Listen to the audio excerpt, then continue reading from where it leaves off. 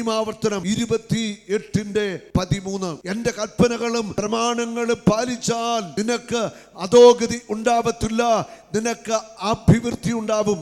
കരമിതി പഠിച്ചു പറഞ്ഞേ, എനിക്ക് അധോഗതി ഉണ്ടാവത്തില്ല, ഞാനും എൻ്റെ കുടുംബവും ഉയർച്ച പ്രാപിക്കും, അഭിവൃദ്ധി പ്രാപിക്കും.